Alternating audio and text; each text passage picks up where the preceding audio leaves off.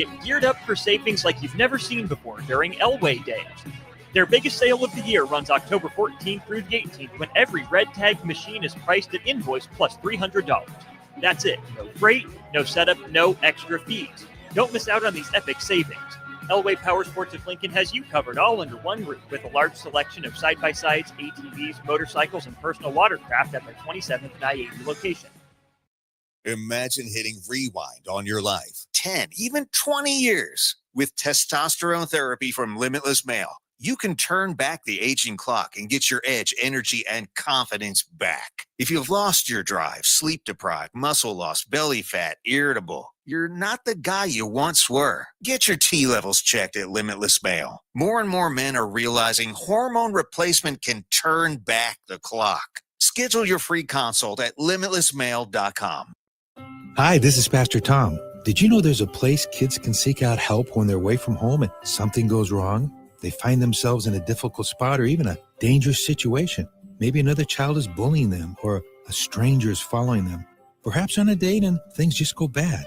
In Lincoln, here's where they can find help. It's called Safe Place. Safe Place is a national program for children taking place in thousands of cities across the United States. The People City Mission is sponsoring this program in our community and has set up a number of businesses, fire stations, schools, and nonprofits around the city to become safe locations where kids can seek out help. They just need to look for the big yellow sign that says Safe Place on it. Then go inside and ask for help. We will be quickly connected to them and ensure they make it back home or to whatever resources are needed. If you'd like to find out more about Safe Place and ways in which you can get involved, just go to pcmlincoln.org. Remember, when we all do a little, we change a lot. Serve Nebraska believes that volunteers are part of what makes Nebraska great. Each year, the Step Forward Awards honors volunteers from across the state who serve their communities in outstanding ways. We hope you'll join us this year at the Step Forward Awards luncheon on October 27th in Omaha. Help us thank volunteers with a celebration to remember. To register, visit serve.nebraska.gov and click Register Now. We hope to see you there. Paid for by Serve Nebraska. Aired with the Nebraska Broadcasters Association and this station. You never think cancer will happen to you. I smoked for over 40 years. My doctor recommended that I get annual lung cancer screening. They were able to catch my cancer at stage 1. It's never too late to quit. Even if you're still smoking, you need to ask your doctor about annual lung cancer screening. Just 30 minutes a year could save your life. Call the Nebraska Tobacco Quit Line, 1-800-QUIT-NOW, 1-800-784-8669. Paid for by Tobacco Free Nebraska. Aired with the Nebraska Broadcasters Association and this station. Husker fans know when you work together, great things happen. At Cornhusker Bank, they're more than your financial partner. With 5 locations in Lincoln and 1 in Omaha, they're your neighbors, your teammates, and your biggest fans. Whether you're saving for your first home, planning your future, or growing your business, they're right here in Nebraska to help you move forward together. Visit cornhusker.bank to learn more. Cornhusker Bank, member FDIC. Doing life together.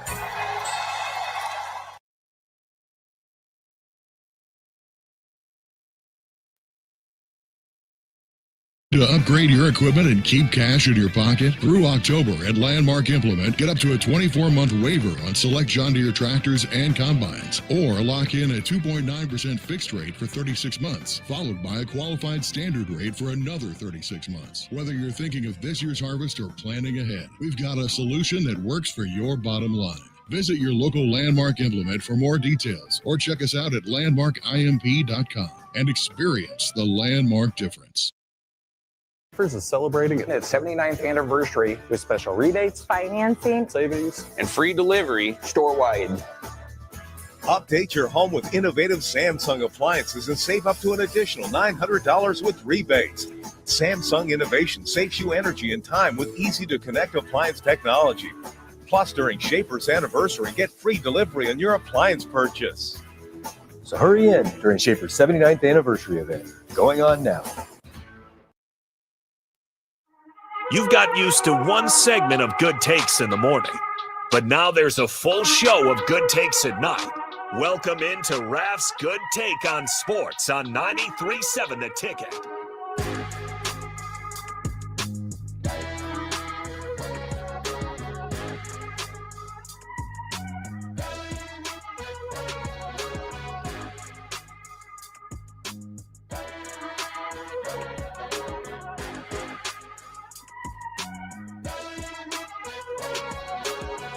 All right, welcome in. Raff's Good Take on Sports, and lucky for you, Chris Raff, this is going to be a very short episode of Raff's Good Take on Sports. We got Mandy Munson heading her way down here to the ticket, and as soon as she gets down here, we will start the volleyball post-game show. So, Raff, you can get to your beloved Broncos probably in about 20 minutes or so, as I know it's of high importance to you. But nonetheless, we still got about 15 minutes. Raff, how's it going on a pretty nice Thursday, at least here in Lincoln? Hey, going pretty good. I saw the Nebraska volleyball 1 second, team. Raff, that's my fault. Okay, Go ahead. I you muted. That's not. Oh my goodness. No, going pretty good. Saw the Nebraska volleyball team. They're normal. 3 sets. Boom, boom, boom. I don't even think it was a contest. I think, was it like 25-11, 25-14 and something. 25-11, 25-15, 25-14. Yeah, that's What do you like think the hitting percentage was for that one for Nebraska? Oh, probably 400 probably. 48. Holy cow. Yeah, They were damn near a 50% hitting percentage. That's like in volleyball, that's like a 62 to nothing victory, or 62 to 3. That's 62 to 7. That's a 70 burger. Yeah. I mean, Yeah, that's just crazy. Mandy, all she'll be able to say is, yep, they're good. They're really good. I don't know. With Woody Pearsonell about this. I was like, they're actually almost harder to cover than Nebraska football. And it's because with Nebraska football, you have a lot of questions, and that actually isn't always a great thing for the state of the program, but they are questions that you can talk about and theorize about, and like, oh, well, DP, what's your opinion? Why is this a Raff? What do you think this? With Husker volleyball, it's like another sweep. Thoughts on that? Like, it's hard to critique it. Well, I guess they could have done a better cheer on the bench tonight. It wasn't in rhythm. Or maybe I really didn't like Jalen Reyes' polo. I thought he should have ironed it before the game. Critiquing outfits. Come on, Danny. You got to wear a better jacket next game. I mean, that's kind of what it's got to for Nebraska volleyball. I mean, even John Cook was about 2 weeks ago was, talking about Danny Busboom Kelly's jacket she wears on the sidelines. I mean, it's just to that point you almost have to critique anything. So I guess you can talk about the court. I saw that they debuted the black, what is that? I forgot the court that they got now, the TerraFlex or whatever it's called. So yeah, I don't know. I can't remember what it was called, but it looked nice. It looked sharp. Yeah. So I guess that's something you guys can talk about, how the court looked. And so yeah, that's, I'll write this down. That's Nebraska volleyball in a nutshell. And then you got the Broncos playing. It's so funny listening to all these broadcasters and stuff, and they're like critiquing Bo Nix. And I'm going to tell you guys something, and this is crazy. Like, they don't want the comparisons to John Elway. However, the comparisons to John Elway are there so much, especially in the second year. Like, I mean, as bad as, Bo Nix is supposedly playing, I mean, he's still got 18 touchdowns and 6 interceptions this year, which that's a pretty good clip. But I remember John Elway's second year, the Broncos went 13-3. And I believe Elway had maybe 19 touchdowns and 21 interceptions that season, something crazy like that. And I watch Bo Nix, and it's so wild. He's got such a short memory. He'll make his mistakes, but then you get to the fourth quarter with Bo Nix, that's not where you want to be at. There's a switch that flips in him. I don't know what it is. I think it's just that competitive nature. And watching second year Bo Nix is a lot like watching the young years of John Elway, because John Elway would go 3 quarters and you just be like, this offense is in the mud. And then all of a sudden Dan Reeves would take the reins off of him and say, okay, go get it. And then it would just like if a switch would flip. And I just feel like this is the script for the Denver Broncos football this year. Everybody's like, critiquing them like the offense is this, the offense is that. But I think that's just what the Broncos script is right now, is they play to keep it close with the defense. And then it gets to the fourth quarter. It's like, all right, here we go. And right now they're back at it, tied at 7, 12 minutes, 20 seconds left, third quarter. So, I mean, this game's, I think, is going to live up to the same as what the previous ones are. It's going to be a close game in the fourth quarter. And hopefully that Mile High Magic, I guess I'm biased there, but hopefully that Mile High Magic kicks in the fourth quarter and away they go. It'd be a pretty tough one to drop onto the Raiders here on Thursday Night Football. I mean, it's because the Broncos are a little bit, to me, like a better version, but a little bit like the Packers, where it feels like it's there, but every now and then I don't know what the hell's going on. Well, I think it's more the consistency on offense just really hasn't been there. I mean, the second half talking about it was like 18-12 versus the Jets, or 18-15. I can't remember, but you've had a couple games where it's been really struggling on offense, and then I'll tune into other games and Bo Nix looks unstoppable. Yeah, it's wild. They're definitely a fourth quarter team. So I guess everybody in the country is just kind of waiting for the fourth quarter and call a fourth quarter bowl. I mean, I don't know. It's interesting. So we'll see how that progresses. And then I also wanted to make note before we concluded our quick show here tonight. I just wanted to make mention of that it's Pat Tillman's birthday today. The guy, just a hero, gave up a 3-year, $3.6 million a year contract with the Cardinals to join the military, fought for his country. I mean, that right there is just thinking about that. He had over $10 million on the table over 3 years, and he gave that up to go fight for his country. So I just wanted to, just make mention of that, being that it's his birthday today. So, and also he dominated Nebraska back in '96. I was at that game down in Tempe that night with Jake Plummer and Pat Tillman taking the '96 Nebraska team.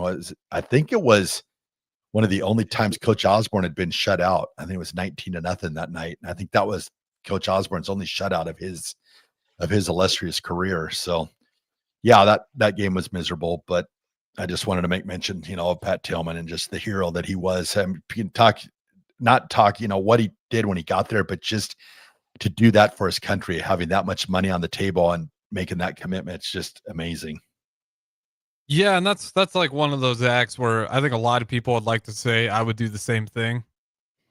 I mean, as much as I love myself, I have a hard time believing I would be that great of a man to go and make that decision. And no, now with 10 million sitting there, I'm saying, all right, go get them, guys. Yeah. Well, you know what? When you guys get back, I'll buy you something. Well, I mean, and you hear of all the athletes too that go over, in the off season, they go on the tours and, meet the soldiers and stuff like that. And you see that's so commendable and so awesome. But to have a guy just say, okay, I'm giving up my career completely and I'm joining the military, that's just a whole different level of commitment. So just crazy. When they say hero, that's definitely one of those under that book of, being a hero, of doing that and, doing that for your country, just that pain of 9/11, because it was 2002 when he told the Cardinals he was retiring, or I don't think he ever retired. I think he just said that he was going to take a break from the Cardinals and join the military. So that's what he did. Yeah, it's incredibly commendable. And shout out to everybody who served in any regard. And even, our local police officers, even the one who pulled over Jason Peter and gave him I think a warning today. If I remember correctly, I think it might have been his tags. I don't know. I also got one of those. Even the cop who pulled me over for my tags, that was how go. Shout out to everyone. I'll tell you what, though, I make mention of that. Whenever you have Jason Peter and Jay Foreman in the studio together talking football, that is a Husker football fan's Christmas. I mean, those two are so knowledgeable of the game, and that they don't sugarcoat anything. I mean, they talk what they see. They both want Nebraska to be successful, but they also they'll say if they see something, they say it. And man, I was listening to them today, and that's a great listen every time those two are together. Yeah, I mean, it's two guys that have done the thing at a very, very high level. And also when you think of Nebraska football, like they are kind of the spinning images of what you would think Nebraska football is. Like two just really blue collar guys. Yep. Even if they didn't do blue, like the way they behave, the way they talk, and certainly on the field, like it was blue collar football where they're willing to do all the hard work. Yep. And when you put their minds together, yeah, I mean, it's just, as much as I can watch as much tape in the world, I can't give you the same stories that Jay's going to give you or Jason Peter. Yep. I can maybe break it down, but I can't tell you what it's like to actually be in that position and what it took to be in those positions. Yeah, and with Jay, like Jay, to me, his football mind, his acumen is just such another level. And then when you throw Jason in there with him, it's just incredible football talk. So anytime the listeners have a chance to listen to those two together, I mean, it is amazing. I love listening to that and just how in depth they get. But then they're able to explain it, to say the common fan out there to where you understand it, and it's just they do such a great job of that. So it's awesome.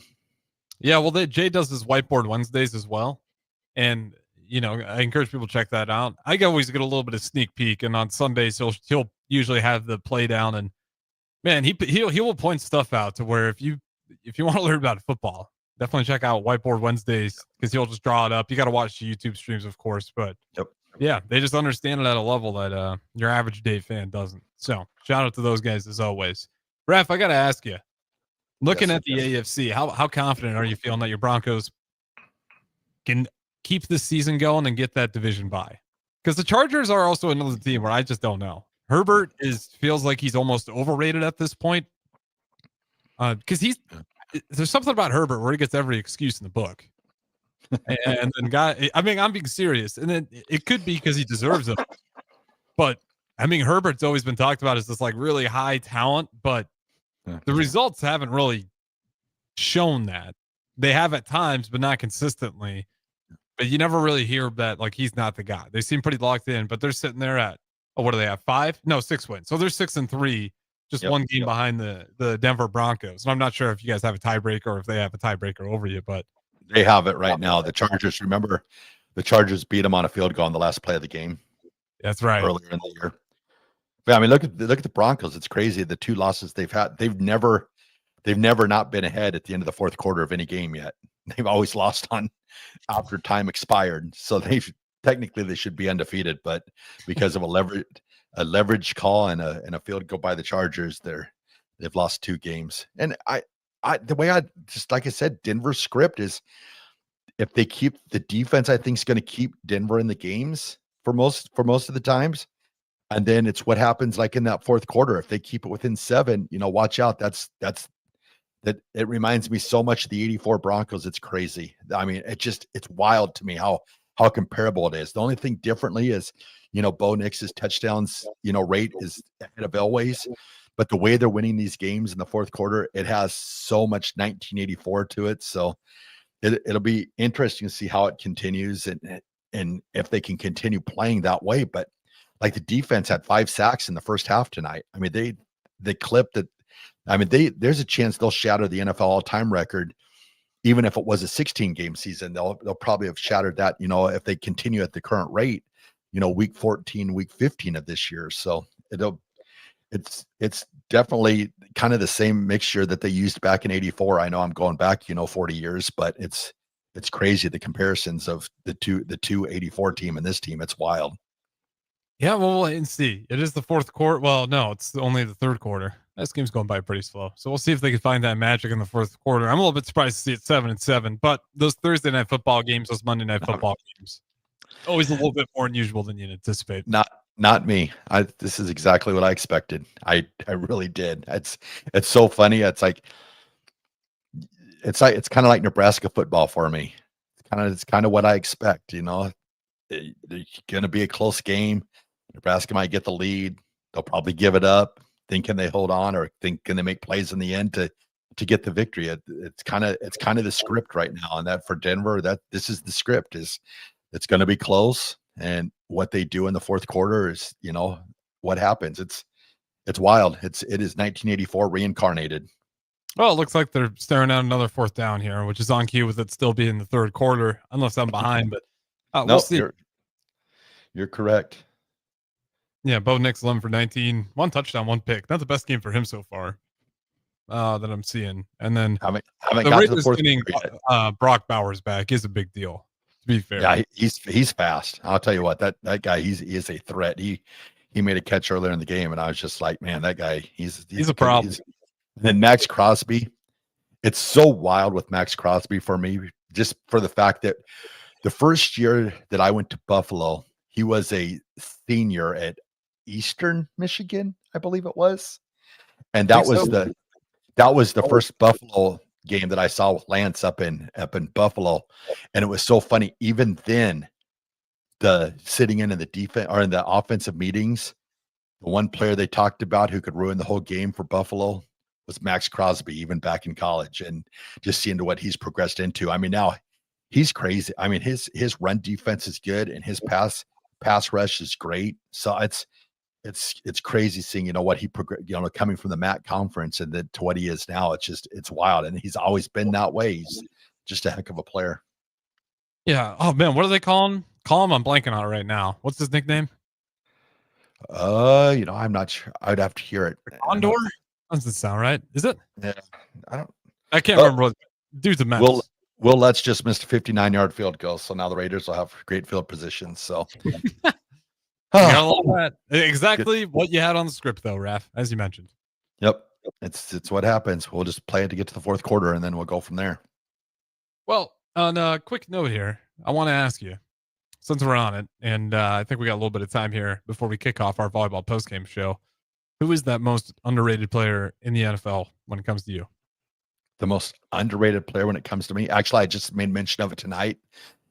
Defensive lineman for the Broncos, number 99, Zach Allen. He leads the league in quarterback pressures. He had his 6th consecutive game with at least half a sack tonight. Should be getting talk for defensive player of the year, if not defensive player of the year. He's playing, JJ Watt type caliber football right now. And his batted balls, I think he had like his 3rd one that I've seen in the last 2 weeks tonight. So, yep, Zach Allen. All right. I like it. I'd honestly go Crosby. He still doesn't get talked about enough. Like, it's just because he's on the Raiders. If he was on any other team, people would be raving about how unreal this guy is. But it's just on the Raiders. You know what's funny about that too? Was there was talk that he would be on the trade block, and he went to the Raiders and said he did not want to be traded, that he wants to play his entire career with the Raiders. So that's crazy commitment, not knowing what the future, because look at the Raiders. You got Pete Carroll. He's 73, 74, oldest coach in the NFL. You've got Geno Smith. He's in his 13th year. So the future for the Raiders, it's kind of still, you've got to think that they're going to draft another quarterback here in the next year or two. So it's kind of up in the air what the future of the Raiders looks like, and that he's that committed to saying that he wants to stay there. That's pretty crazy, because he had the opportunity to probably be traded to a contender this year, and he turned it down. Yeah, good move keeping him there. If he wants to stay there, dude's a problem. He almost beat the Chicago Bears single-handedly early in the year. He's that good. With that being said, though, Raff, appreciate you filling the time with me. Don't go anywhere. We got the volleyball postgame show coming up next right here, 93.7 The Ticket.